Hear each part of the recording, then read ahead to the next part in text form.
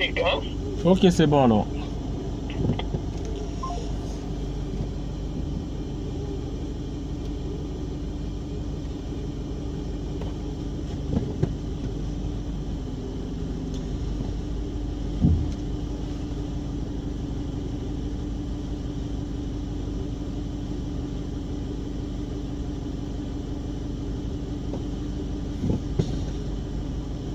Voilà, donc, merci Faye, on va les supprimer et tout l'autre là.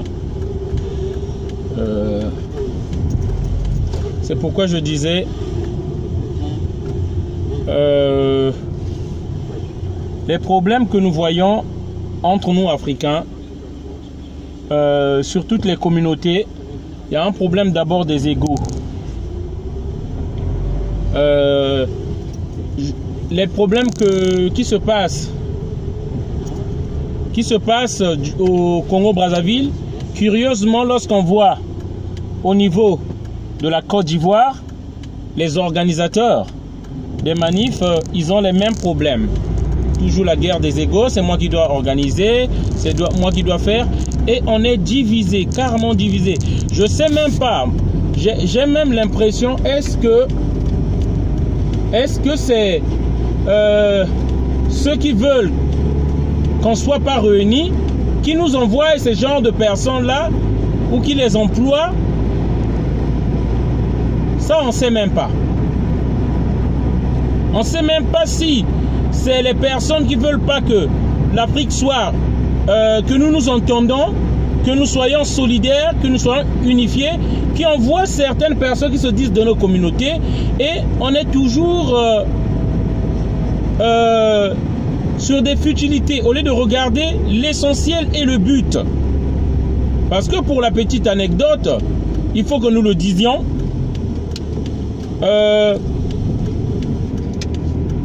Hubert Védrine, qui avait travaillé avec Nicolas Sarkozy. Nicolas Sarkozy lui avait demandé de faire un travail sur l'Afrique. Mais ses conclusions qu'il avait dit, c'était quoi? Si les Africains se réunissent dans le panafricanisme, le danger de la France, c'est que les Africains réussissent à se réunir dans le panafricanisme. Vous voyez? C'est ça qu'il avait écrit. Et nous, ayant lu cela, ayant compris cela, on n'est même pas censé se mettre ensemble entre nous pour une même lutte, pour les mêmes intérêts. C'est quand même triste, c'est quand même triste que nous, Africains, nous n'arrivons pas à nous mettre ensemble. Déjà dans nos communautés, lorsqu'il y a un semblant d'entente, il y a toujours quelqu'un qu'on vient vous mettre avec un ego surdimensionné, et il y aura des divisions. Moi, c'est pourquoi je me dis aujourd'hui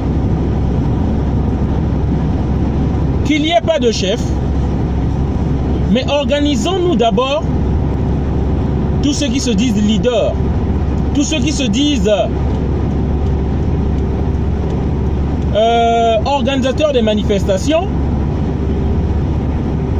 qu'on arrête les boycottages, qu'on arrête entre nous des bâtons dans les rues, et qu'on avance pour une seule cause d'abord.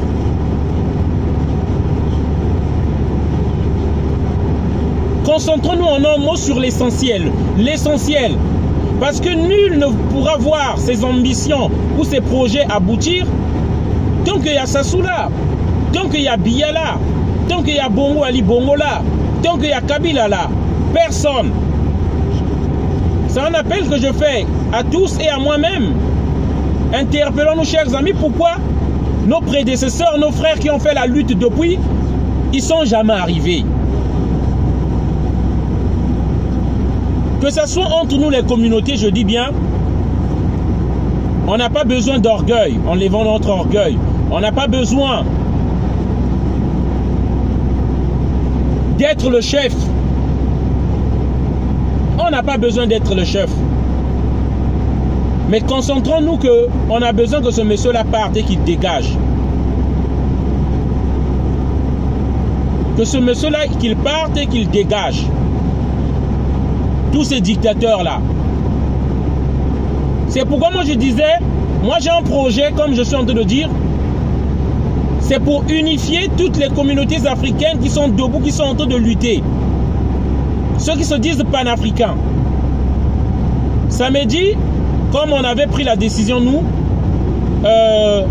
afin de remettre encore la communauté congolaise de Brazzaville encore dehors sur la place de Paris, on s'est dit, si on n'est pas encore assez nombreux pour organiser des grandes manifestations, si on n'est pas encore assez nombreux, il faut mobiliser, il faut leur faire appel, il faut leur redonner goût. Mais pour le moment qu'on n'est pas assez nombreux, on va d'abord accompagner les autres communautés. C'est dans cette démarche-là on a commencé avec le Togo le samedi. On avait déjà un problème de choix entre la Côte d'Ivoire ou le Togo.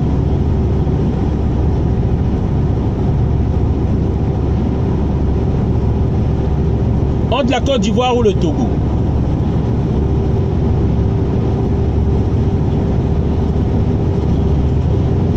Et on est allé soutenir, on a choisi de soutenir les frères du Togo. Que j'ai compté, ils étaient au moins, on va dire 80. Ils étaient au moins 80 à la place de la République. On a vu des Ivoiriens aussi arriver après la marche à un moment, qui était au moins une soixantaine. Moi je me dis, pourquoi nous sommes en train de dépenser toute notre énergie divisée comme ça? Pour moi ça c'est la preuve que nous donnons, la preuve que nous donnons à ceux qui soutiennent les dictateurs, la France d'en haut, que nous sommes divisés, que nous ne sommes pas nous Africains censés nous réunir pour faire les choses en commun. Et c'est de l'énergie que nous perdons pour hier.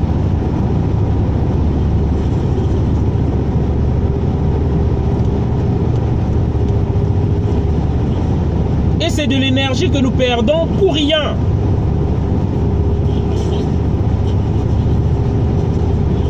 Chaque week-end, nous savons que chaque week-end, nous savons que il y a une communauté qui organise une manifestation. Chaque week-end. On est au moins 3-4 communautés qui organisent des manifestations chaque week-end. Ça peut être la Côte d'Ivoire, le Gabon au même moment, la RDC et le Togo actuellement. Moi je me dis, pourquoi pas une fois, chers amis, dans le mois, chers amis africains, chers amis panafricains, pourquoi pas une fois dans le mois, 3 week-ends, vous pouvez faire vos manifestations comme vous les faites d'habitude. Un week-end dans le mois, nous puissions nous mettre ensemble, tous. On est plus nombreux. Là, on ne vous mettra pas d'un côté de l'avenue. Vous allez bloquer tous les 2 avenues. Et c'est ça. Le but des manifestations, que les gens comprennent qu'il y a beaucoup de manifestations en France, à Paris, et qu'on nous écoute. Voilà. Déjà, moi, je pense que la Côte d'Ivoire, on a beaucoup marché sur la place de Paris. Le Congo-Brazzaville, on était chaud, déterminés, nombreux, on a marché. Les Gabonais ont marché. Qu'est-ce qui a changé? Même moi-même, aujourd'hui, si je me suis mis et que j'ai compris qu'il faut qu'on s'unisse dans le panafricanisme, j'ai compris. Parce que divisés, nous nous épuisons pour rien.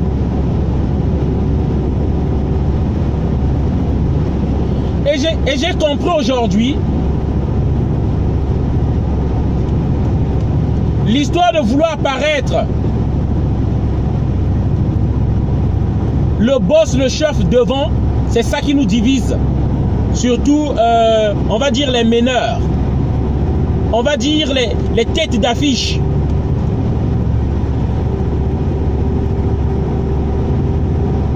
Donc il est important, c'est pourquoi je dis, il est important, chers amis, qu'on se réunisse Il est important, je dis bien, de conjuguer nos efforts, nous les panafricains, de faire au moins une fois dans le mois une marche d'ensemble tous.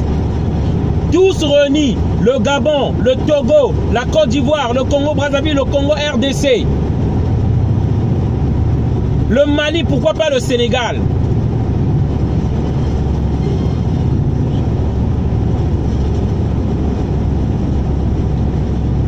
Il faut que nous fassions, nous coordonnons nos actions.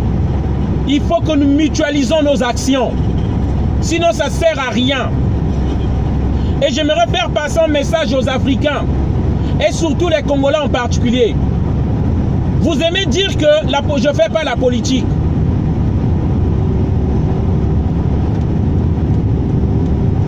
Moi, je ne veux pas me mêler de politique. Vous voyez les conséquences de ne pas se mêler de politique pour les Congolais de Brazzaville, la dette. 120%. Et ça vous concerne, cette dette. Cette dette-là vous concerne. Vous avez décidé de fermer les yeux et de confier votre main à un aveugle qui nous conduit. Dans les années 84-86, c'est le même Sassou qui nous a menés à cette restriction budgétaire du FMI. Et en 89, on l'a dégagé de là, 90-91 pendant la conférence nationale, on l'a dégagé de là. C'est le même Sassou qui a voulu prendre le pouvoir par force parce qu'il ne veut pas voir quelqu'un d'autre avec son incompétence qui nous a encore ramenés dans cette situation-là. En fait, je veux dire quoi par là? Vous, les indécis, vous, les indifférents, mais le mal, la dictature, l'incompétence n'a besoin que de l'inaction des gens intelligents, des gens sages pour avancer. Sassou a mis la dette à 120%. Vous allez encore dire que ce n'est pas notre problème. On ne fait pas la politique. Mais si tu ne fais pas la politique te gère. Aujourd'hui, la dette du Congo nous concerne tous. La France d'en haut nous a mis des incompétents, ces pions, ces marionnettes qui peuvent accepter toutes les conneries que la France va leur dire, qui va leur donner l'argent. Aujourd'hui, la dette revient à qui? La dette ne revient qu'aux Congolais.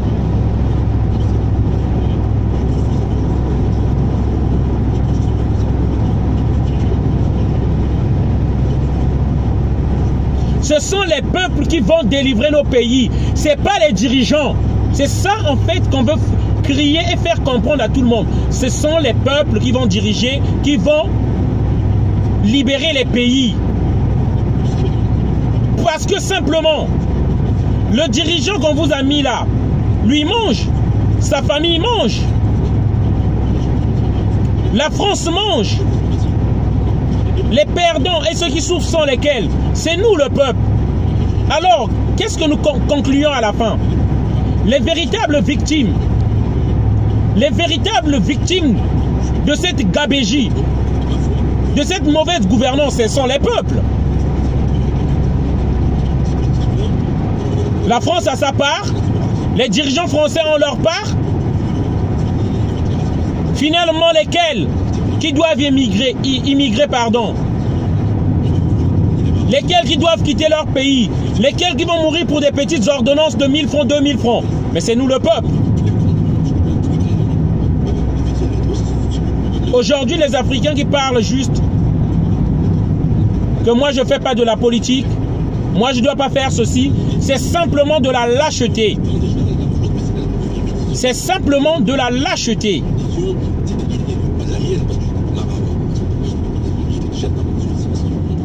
Nous sommes les principales victimes de ce système mis en place. Ce sont les peuples qui en souffrent.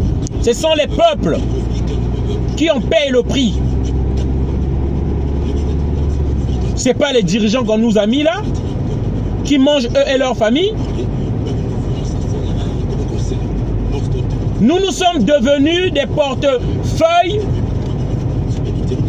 de ces grandes nations-là qui sont en compétition entre eux de ces grandes nations-là qui sont à la quête du pouvoir, de la domination.